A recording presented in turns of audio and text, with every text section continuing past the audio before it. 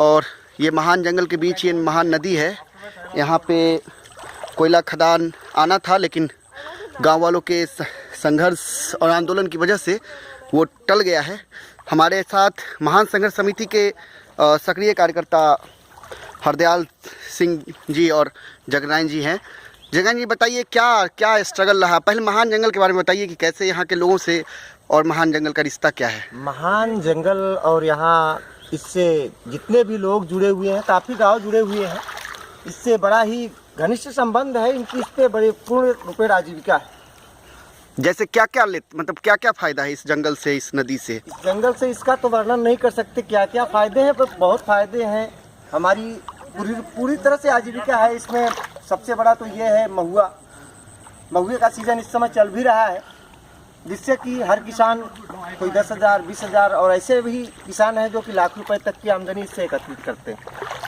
इसके बाद जस्ट तेंदू पत्ता आ जाएगा, तेंदू पत्ते का भी तोड़ान करते हैं, उससे भी अपना आजीविका चलाते हैं। और जलाऊ लकड़ी भी इससे मिलती है, जिससे खाना पकाते हैं। यहाँ पे गैस वैस की ज़रूरत नहीं है। तो कैसे आप लोग ये सफलता पाए, इस जीत को कैसे हासिल किया?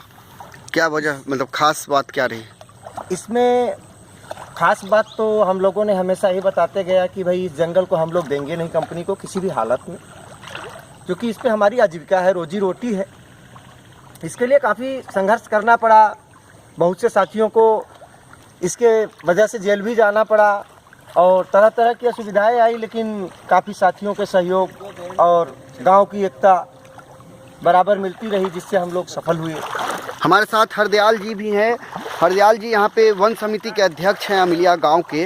हरदयाल जी, बताइए आपका क्या अब क्या चाहते हैं? कोयला खदान चला गया, अब क्या?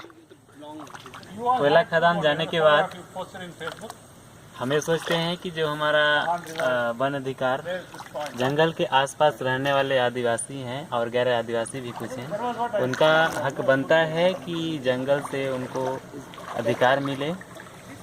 अगर अधिकार नहीं होता है हमारे पास, तो हम ये नहीं होता है कि हम क्या मांगें, क्या सरकार से मांग सकते हैं। वो हमारे पास अधिकार ही नहीं है।